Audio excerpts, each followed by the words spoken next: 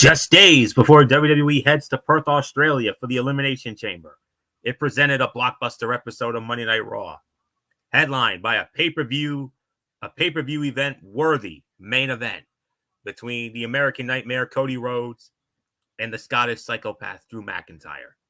Did the American Nightmare keep momentum on his side and defeat the Scot, or did McIntyre make his mark ahead of the men's Elimination Chamber match on Saturday, when he has the chance to earn a World Heavyweight Championship match at WrestleMania 40? Find out the answer to that and more with this latest recap of the WWE's flagship show. Hey there, welcome to the best day. Welcome everybody to Ridiculously Raw, the most must-see show on YouTube and StreamYard.com today. I am your host, Anthony Florio, joined as always by good old MF Michael Fletcher. Maybe awaiting the presence of the phenom Michael Volek. I am not sure. If he comes in, we'll catch him up on what he missed. If not, then we'll hopefully have him back with us Wednesday night for Wednesday Night Madness. Elimination Chamber week is here. This is Go Home week. Live Monday Night Raw tonight in Anaheim. A taped SmackDown Friday night that we will address on Friday night. I'll explain at the end of the show. But for right now, let's not waste too much more time. Let's dive on in to this huge Go Home to Elimination Chamber edition of Monday Night Raw from the Honda Center, formerly the Arrowhead Pond in Anaheim, California, the home of the Anaheim Ducks of the NHL, of course. And what a way to start it off. You would think this would be the main event of Monday Night Raw, but no, this was not. Adam Pearce, our general manager, Adam Pearce, made it official this afternoon on a social media post that this match was going to start the show tonight, and he delivered on it. It was the Scottish Psychopath Drew McIntyre squaring off against the American Nightmare Cody Rhodes. Winner of the match in 19 minutes and 40 seconds, Drew McIntyre. Drew McIntyre becomes only the second man to pin Cody Rhodes in a singles match since Cody returned to WWE almost 2 years ago. The other man to do it, of course, Roman Reigns at WrestleMania 39 last April. You could certainly make an argument for Fight of the Night honors here. It's between this and another match. I think we all know what that other match is. Cody Rhodes and Drew McIntyre tore the house down at the top of tonight's show, kicking things off with a banger of a match. The finish was exactly right out and a carbon copy of WrestleMania 39, where Solo Sikoa came from the crowd shrouded in black and delivered the Samoan/amniotic spike to cost Cody Rhodes the match and the Undisputed Universal Championship against Roman Reigns. It was a nice callback that served as a bit of mind games from the Bloodline to the man who ruined its epic main event plans for this year's show. Drew McIntyre appeared conflicted as he watched the Bloodline interfere on his behalf, remembering that his bitterness traces back to their involvement in his Undisputed Universal Championship loss to Roman Reigns in his home country of Cardiff, Wales, Clash at the Castle, September of 2022. Great action and advanced stories helped elevate the open of the show. Great stuff here from all involved. And most importantly, it made sense within the confines of all that we already know. A great video package set the stage for the bout in between entrances. A nice touch as were the notes accompanying the superstars' graphics, such as Drew McIntyre looking for his second Elimination Chamber match victory. From the stare down at the start of the match to the lighting, camera work, and a red-hot crowd, this felt like a pay-per-view worthy bout from the start. Cody Rhodes showed great intensity, firing up at one point and demanding Drew McIntyre bring the fight to him. And backstage, as the babyface nursed his injuries, World Heavyweight Champion Seth freaking Rollins appeared. He said nothing, but it was clear that he was reminding Cody Rhodes that they have to stick together against the Bloodline. It was overall a 4.5-star match, but I got to bump it down to 4.25 because of the interference, even though a brilliant callback. I mean, I did not see this coming. I really did not. I thought that somehow Cody was going to find a way to win this match, but no. They gave it to Drew. Huge momentum for Drew McIntyre as he goes into the Elimination Chamber on Saturday. But don't worry about Cody. Cody's going to be just fine. Because, he and Seth freaking Rollins are going to be guests of a special pay-per-view edition of the Grayson Waller Effect. We'll get a little bit into that on Friday. But for right now, 4.25 stars. You can certainly make an argument for Fight of the Night. There is another match that you can make the same argument for. We'll have to think about that a bit. But what a jump off. So not much more to say. Good old MF Michael Fletcher, come on in. Wow. Oh, Drew McIntyre, with help from the bloodline of all folks, becomes the second man to pin Cody Rhodes in a singles match other than Roman at WrestleMania last year, and he did so 1940. Wow. Yeah, this was about 4.25, 4.5, but that's as far as it's going to go. The match itself was amazing. The body of work was excellent. The storytelling was excellent. But Cody Rhodes getting screwed over by the bloodline is the ultimate storyline on this one. Thanks to Solo Sikoa and Jimmy Uso, they cost Cody the fight.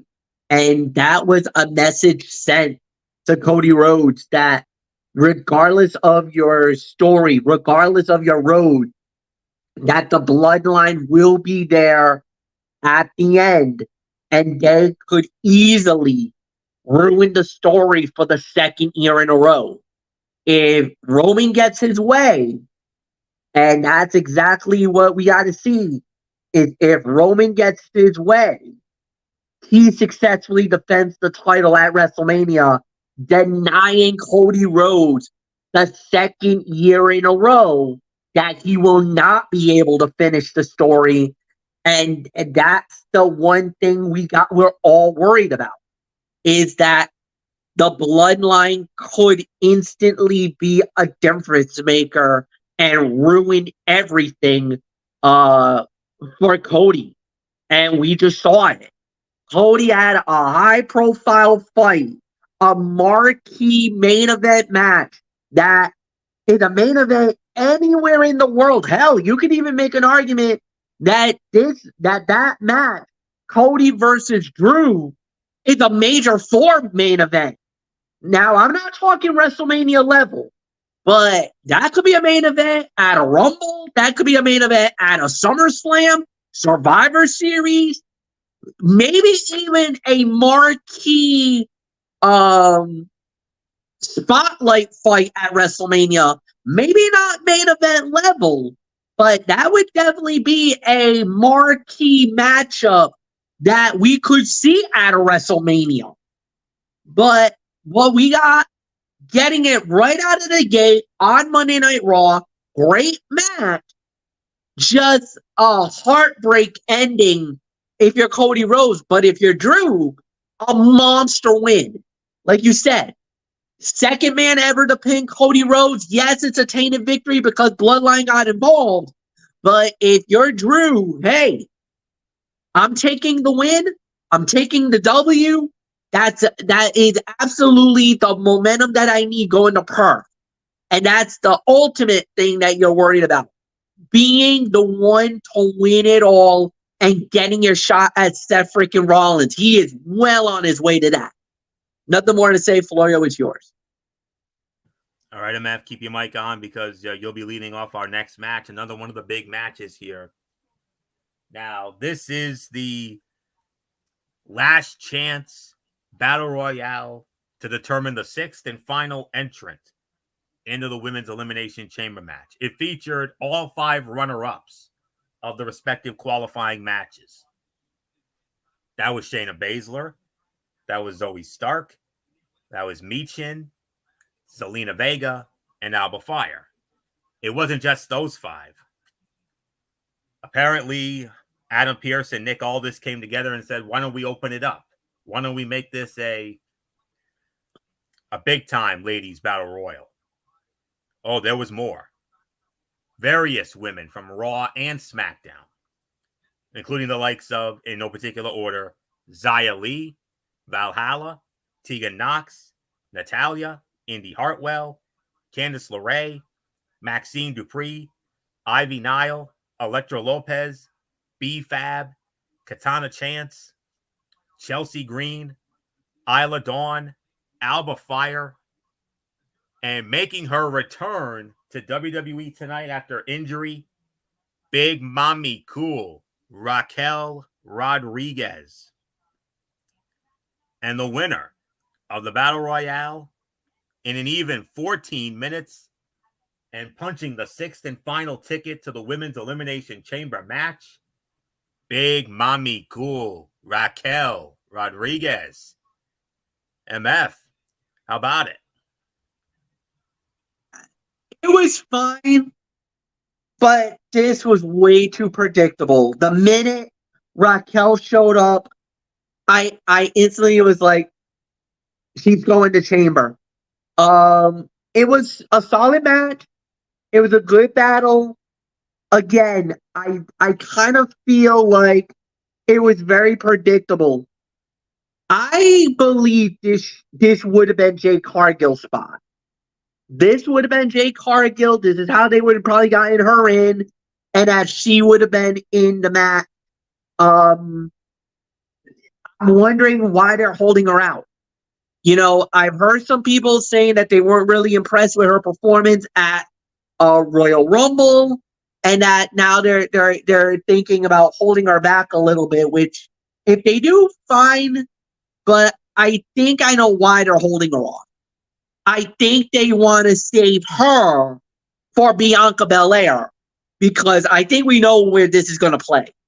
So, if you really think about it, storyline-wise, it makes the most sense to have Raquel Rodriguez in that chamber with a shot to possibly fight Rhea again for the title at WrestleMania. Would make all the sense in the world. It does. Storyline-wise, it's without a doubt. You now have a top three with Becky Lynch, with Liv Morgan, and now you can pencil in Raquel Rodriguez as the third favorite in that match. Bianca Belair, I'm sorry, I don't see her winning it. I don't see... I just don't see the other three in this match. The big three right now is Becky, Liv, and now you can add Raquel. I think those three are the most logical. They make the most sense. And they all have an axe to grind.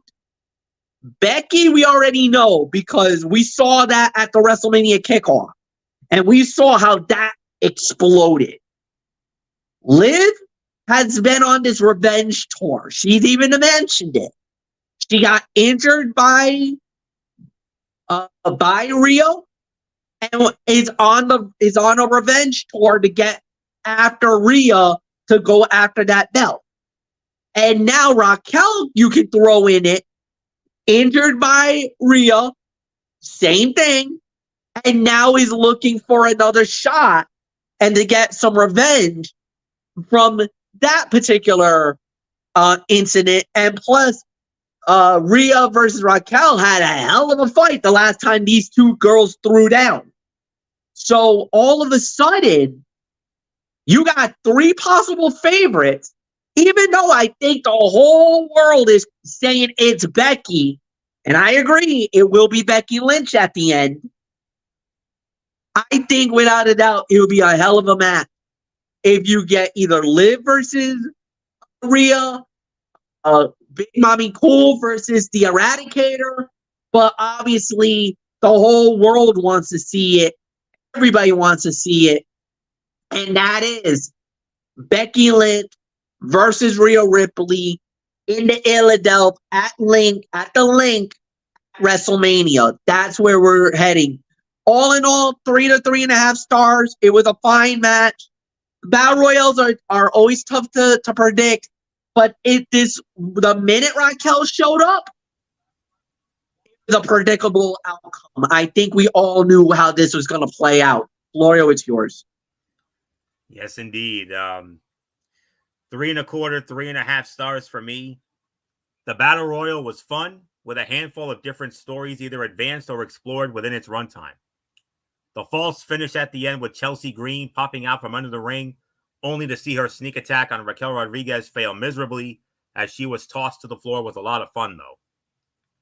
I gotta be honest, Raquel Rodriguez is unequivocally the least interesting choice to win, but the big return in dominance within should have been evidence enough that it was the direction the creative team was heading. Comeback or not, she stands no chance Saturday, where Becky Lynch should still be considered the overwhelming favorite to leave with the guaranteed shot at Rhea Ripley in the Women's World Championship at WrestleMania. Valhalla eliminated Maxine Dupree to continue their story. Zelina Vega was massively over, and Elektra Lopez garnered significant heat for eliminating her. Shayna Baszler and Zoe Stark impressed as a team, making their definitive losses in qualifiers that much more confusing. But 3 1/4, teetering on 3.5, no question about it. Predictable outcome, like MF said.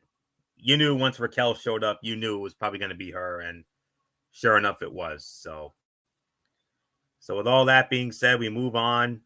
There was a sit-down interview segment backstage with the Women's World Champion Rhea Ripley and her challenger at the Elimination Chamber, Nia Jax.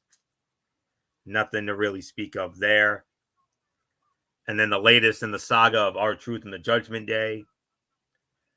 And then they showed UFC fighter Michael Chandler introduced, because WWE and UFC have entered into a multi-year agreement to run WWE and UFC events at the Honda Center in Anaheim, California. But then they showed UFC fighter Michael Chandler. He grabbed the mic, he played to the crowd, and then he called out Conor McGregor. MF, do you know anything about this? This was actually supposed to have been the main event for UFC 300. There was talk that there was going to be a McGregor versus Michael Chandler. This actually stems from the Ultimate Fighter. These two guys were the coaches for the thing, and that they were talking about that this fight was going to happen. All of a sudden, now we're hearing rumors that the fight fell apart. I don't know if it was a money issue or just something, but Michael Chandler basically called out McGregor saying, stop being a bleep. I want to fight you. This is exactly what this is the beauty of the UFC and WWE basically aligned lock and step together, because stuff like this is bound to happen. So we already know certain guys from UFC has channeled a little bit of some WWE stuff. As a matter of fact, Israel Adesanya one time, going for one of his championship fights, actually came out dressed like the Undertaker. Had the hat, had the trench coat jacket, and was coming out with a makeshift urn, and with the music, the theatrics. Michael Bullock would have absolutely lost his mind and would have fell in love with what Israel Adesanya did one night. I remember seeing this, and I was like, "Oh my goodness!" I'm a diehard UFC fan. Anthony Florio knows it. I'm through and through UFC. I watch all their pay-per-views whenever I can get a chance to. So yeah, this was perfect. Michael Chandler cutting that promo, doing what he needs to do. I can't wait to see where this goes. I know there was rumors about maybe UFC 300. Then I heard maybe McGregor and Diaz again. If we get that, oh my God, I'm losing my mind. because I would love to see a trilogy fight between Diaz and McGregor. And please, if that happens, give us that one more time. So yeah, I don't know. We'll wait and see. But Chandler called his shot. That's all I'm saying. So we'll see. Florio, it's yours. Yeah, I sent you that in the messenger, and I figured, you know what, we're doing the show tonight. I figure I'd give you a chance to to set that up because we all know you are the UFC guy here. So all right. So with that being said, we move on to our next match. 8-man tag team action. It was all 4 members of the Judgment Day tag team champions Finn Balor and Damian Priest, along with Dominic Mysterio and JD McDonough. They went up against R-Truth, The Miz, and DIY. Winners of the match in 15 minutes and 40 seconds. It was the Judgment Day as Damian Priest scored the pin on R-Truth for the win. For a moment tonight, it appeared as though R-Truth would gain a measure of revenge on Damian Priest in the Judgment Day. He exploded into the match late, taking the fight to the Archer of Infamy. But an ill-fated attempt at the Attitude Adjustment was countered, though, and Priest delivered South of Heaven for the win. High-energy 8-man tag. The bout highlighted Tommaso Ciampa nicely, but this was ultimately all about R-Truth and his quest for vengeance. He did not receive it tonight, thanks to an alert Damian Priest, but all signs point to R-Truth and Judgment Day mixing it up again shortly, perhaps as soon as WrestleMania 40. After all, what better way to stick it to the heels than by taking their tag titles on the grandest stage of them all? As I mentioned before, UFC star Michael Chandler called out Conor McGregor before this match, using the WWE platform to bring eyes to the MMA world. Not a bad idea, considering that both companies fall under the TKO umbrella. R-Truth's commitment to John Cena being his childhood hero is superb. He continues to use the shoulder blocks, the side slam, and the 5-knuckle shuffle. The hot tag to R-Truth ignited the crowd and resulted in a hell of a pop. Tommaso Ciampa ran the ropes and into and out of the corners for what felt like an eternity, earning the respect of the fans who appreciated his cardio. And Pat McAfee on commentary said 16 abs just ran into each other in the middle of the ring. That's what Pat McAfee said following that Ciampa Balor double down. But 3.5, teetering on 3 3/4 of a star. I would say this was the 3rd best fight of the night. Very good 8-man tag team match here, and it's definitely leading to R-Truth, possibly R-Truth and Miz going up against Balor and Priest at WrestleMania for the tag titles. And I think Truth and Miz are going to win the titles, and it's definitely leading to something. So, and what a moment that's going to be. Not just Cody, but that's going to be a moment too. So, whatever night it's on. So, 3.5, 3 3/4 for the 8-man. So, MF, Judgment Day, winning the 8-man, 15:40, the time of the fall. Damian Priest over R-Truth. That was one of the best 8-mans I've seen in some time. Yeah, it was a good 8-man tag team fight, no doubt about it. It could have been.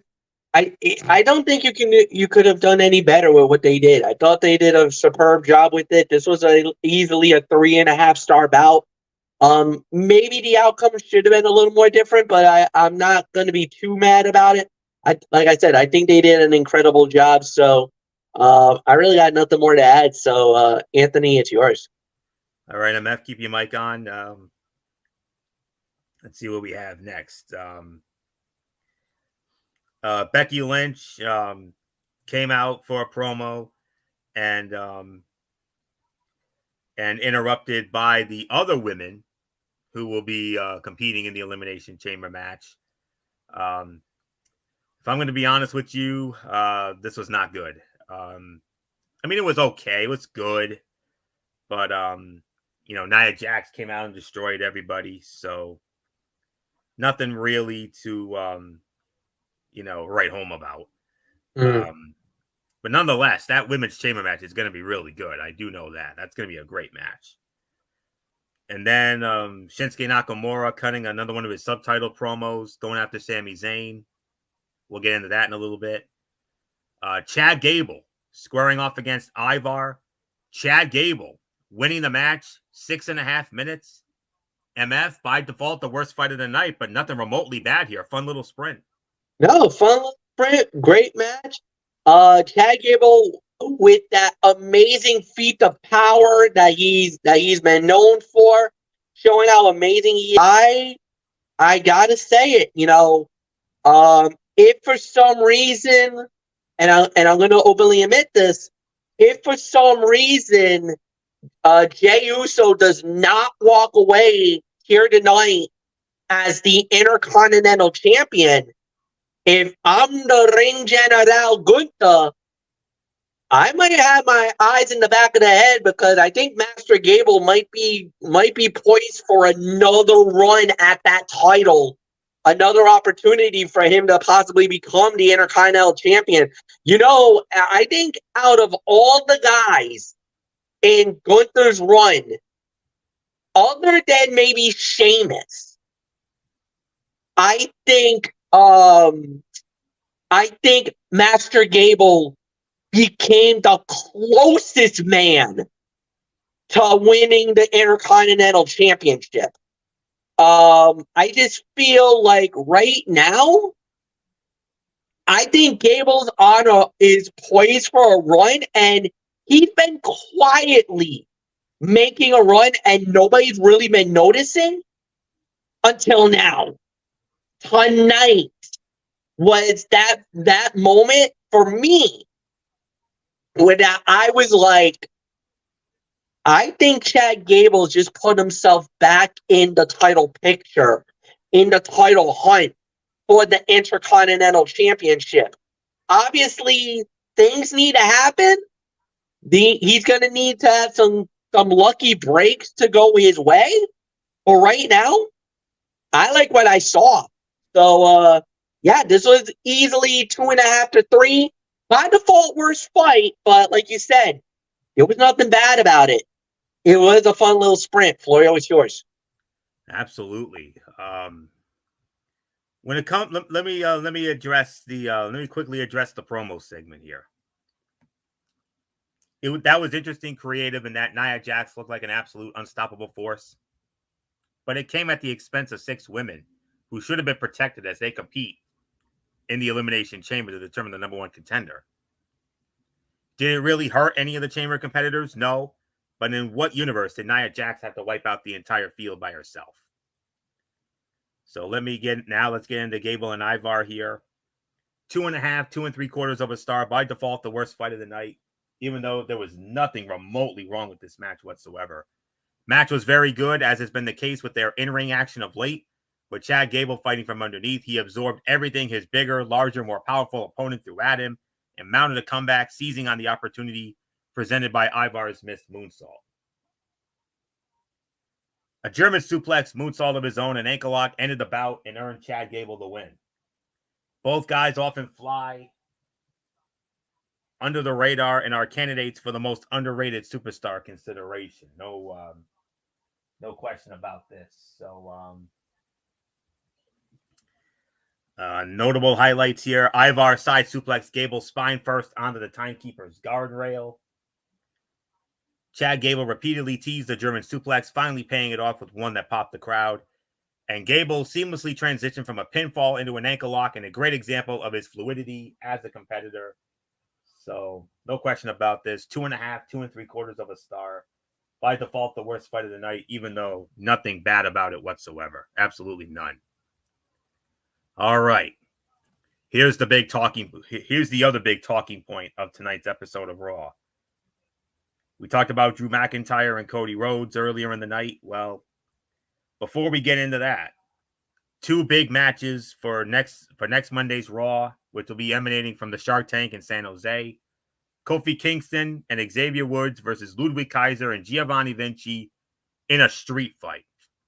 And Sami Zayn and Shinsuke Nakamura are going to run it back next week as well. Main event of the evening, the battle for the Intercontinental Heavyweight Championship. The champion, the Reign General Gunther, squaring off against perhaps his toughest challenge to date, main event Jey Uso. Winner of the match, 18 minutes and 40 seconds, and still the Intercontinental Heavyweight Champion, MF, I hope I can do this justice, the Reign General Gunther. So, not bad. That was pretty good. Very good. I know it's, I know it's not quite up there with you. I mean, you do it better, but hey, I gave it. I did the best I could. You did good. You did good with it. That was well done. All right. So with that being said, another. It's not often we say this, but co-fight of the night here. I mean, even though both of them had almost the exact same finish, even though Solo Sikoa had nothing to do with this, Jimmy Uso sticks it to his brother, and for the second time, you all remember 6 months ago, last August at SummerSlam, when Jimmy Uso cost Jey Uso the undisputed Universal Championship as part of that tribal combat match with Roman Reigns. Tonight, he sticks it to Jey again in what would have been the biggest moment of Jey's career. Gunther narrowly retained the Intercontinental Heavyweight Championship against Jey Uso in the main event of tonight's show, not because he earned it, but because Jimmy Uso saw to it. It was Jimmy preventing his brother Jey from achieving individual glory in the form of the Intercontinental Heavyweight Championship. Jey would have another opportunity, but he opted to take out his brother at ringside, only for another splash attempt to be met with the knees of Gunther, who rolled him up for the win. And after the bout, Jimmy assaulted Jey with multiple splashes to close out the show. And with that, it appears we are headed towards a sibling battle at WrestleMania 40, brother versus brother, Jimmy versus Jey. The match itself was fantastic, the best of Jey's singles run to date. It earned its place in the main event of this show tonight. Pat McAfee stopped in his tracks as Gunther shot him a glance, no longer engaging in Uso's pre-match antics. Uso smacked Gunther, igniting a fire in the champ that saw him brutalize and pummel him. Entering the commercial break, the challenger potentially turned things in his favor, entering the final break of the night with a tope suicida. And Uso delivered a spear for a great near fall. Gunther followed with one of his own off a splash for two. Man, I would probably if I was pressed and had to put one match over the other between the two with the big double main event we had here tonight with Cody and Drew and Jey and Gunther, I might have to slightly tilt it towards Jey and Gunther. This was on its way to being a fiver, but drop it down to, I got to give it at least 4.5. The other match about 4.25, but the two big main events did what they were supposed to do. They both delivered like we knew they would. But this one I felt was just a smidgen better, even though the other one was just as great. I could easily call a co-fight of the night here. I really could. It's really hard to put one over the other, but nonetheless, what a match. 4.5 for me. Slight fight of the night over right over Cody and Drew there. So not much more to say here. MF, Gunther, reigns supreme, 619 days and counting for the Reign General as the Intercontinental Heavyweight Champion. But more importantly, brother versus brother, Jey versus Jimmy, WrestleMania 40, Philadelphia, book it. It's gonna happen. You know, we were thinking, would they do brother versus brother? Would they go there? They're gonna. It's gonna happen, guys. Get ready. It was a raw deal. If you're a Jey Uso, man, you're heartbroken. Like the fans were so on his side. They wanted to see that title win. They wanted to see the history being made. We almost got there. And then all of a sudden we got the robbery. Obviously not happy. Gunther successfully defends the title.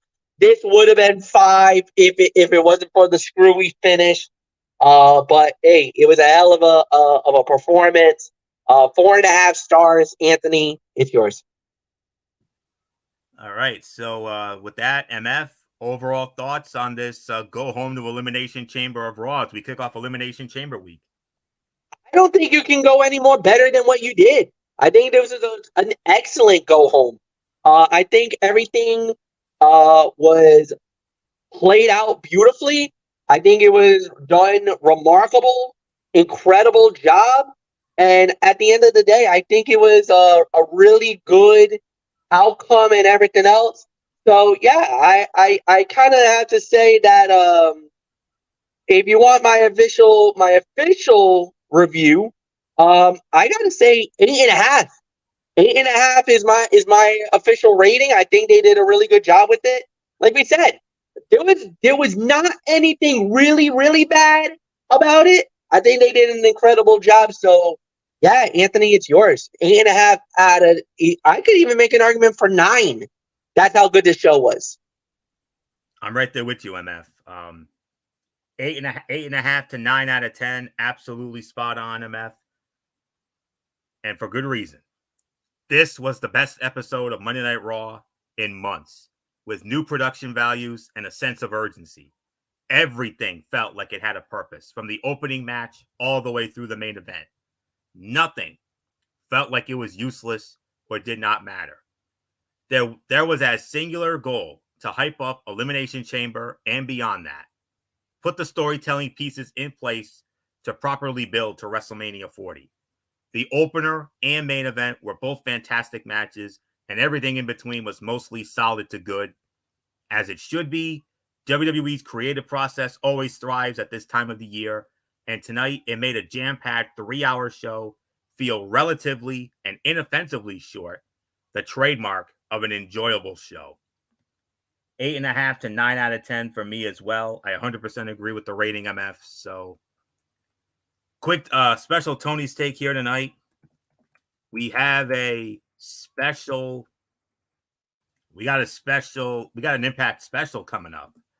TNA, Impact Wrestling. They are going to be presenting a special event this upcoming Friday night, as it will be No Surrender, and this will take place on this will be for the first time under the newly named TNA Plus, and it'll take place this Friday night from the Alario Center in West Wego, Louisiana, a suburb of New Orleans. It will air exclusively on TNA Plus. And in no particular order, let's run down the card for this TNA Plus special on Friday night. As part of the pre-show, it will be tag team action, as it will be the System. 2 members of the System, Eddie Edwards and Brian Myers, with Alicia Edwards in their corner, squaring off against the intergalactic jet setters, Kushida and Kevin Knight. X Division Championship, and now we move on to the main card. X Division Championship on the line. The champion, Chris Sabin, defending against Mustafa Ali. Yes, that Mustafa Ali from WWE. Knockouts Championship will be decided. Jordynne Grace will defend the title against the winner of the Women's Ultimate X match last month at Hard to Kill. That is Giselle Shaw. Staying with the Knockouts Tag Team Championships will be on the line, as it will be a return match. The champions, Decay, Havoc, and Rosemary, defending the titles against the former champions, the team they took it from at Hard to Kill last month, MK Ultra, Masha Slamovich, and Killer Kelly. A Be a Man fight here, PCO squaring off against Khan of the Design. Josh Alexander will be squaring off against another former WWE mainstay, formerly of the Vaudevillains, Simon Gotch. And that's, you'll see that on Friday night. This is the match, out of all the matches on this card, well, these final 2 matches, along with Sabin and Ali, these final two matches are the two matches I'm going to have the most vested interest in. The third and final match of the best of 3 series for the TNA World Tag Team Championships. The champions, ABC, Ace Austin, and Chris Bay, defending against the grizzled young vets, James Drake and Zach Gibson. This is the third and final match. A few weeks ago on TNA Impact, the grizzled young veterans won the first match. This past Thursday on Impact Wrestling, on TNA Impact rather, ABC evened the score. So the third and deciding match will take place at No Surrender, and rightfully so. And then the main event for the TNA World Heavyweight Championship, another return match. This is from Hard to Kill as well. The reigning champion Moose will defend the title against the man he took it from at Hard to Kill last month, Alex Shelley, but not in a regular match. This is what's going to be known as a No Surrender Rules match. In other words, it's basically an I Quit match. That's basically what it is. So I'm going to be very interested to see how that all plays out. So that's the card coming up this upcoming Friday night. There's a part of me that thinks Mustafa Ali is going to become the X Division champion. I think Jordan Grace is going to successfully defend against Giselle Shaw. I got Decay successfully defending the Knockouts tag titles against MK Ultra. I got PCO knocking off Khan. I would not at all be surprised if Josh Alexander defeats Simon Gotch. I'm going for an upset here. I'm calling for the grizzled young vets to become the new TNA World Tag Team Champions. I think they're going to win the titles here. And in the main event, I got to go with Moose to successfully defend against Alex Shelley in that No Surrender Rules match. So that all goes down this Friday night. TNA Plus, if you have it, it's a great deal, man. I'll tell you that right now. I've already got it ready to go, so I'll definitely be tuning in, this upcoming weekend. So I'm very much going to look forward to enjoying it. So can't wait to see how it all plays out. So with that being said, I will put the bow on this edition of Ridiculously Raw. We want to thank you all so very much for tuning in as always. We will be back with you Wednesday night at 10:30 over on MF's channel, BraceFan 95, for another edition of Wednesday Night Madness, NXT, and AEW Dynamite. AEW Dynamite, of course, this is their penultimate episode. This is their second to last show before the Revolution pay-per-view. And then, of course, following that, Friday night, also at 10:30, also on MF's channel. What we're going to do something differently. We're going to take a break from the sports show, and it's going to be a special edition of the Cerebral Smack Talk, as MF will, as we will review Friday Night SmackDown, and we will also preview the WWE Elimination Chamber pay-per-view that goes down on Saturday. And because of the fact that Saturday, the pay-per-view starts at 5 a.m. our time, Saturday night, we will most definitely be doing a review of the Elimination Chamber pay-per-view. And that's pretty much it. So, and then next Monday night, we will be full steam ahead on the road to WrestleMania. So with that'll do it for this. So until Wednesday night for Wednesday Night Madness over on MF's channel, BraceFan 95, this is Anthony Florio here for good old MF Michael Fletcher, and in spirit, the Phenom Michael Bullock, and always and forever, the First Lady Dee Dee Woodson.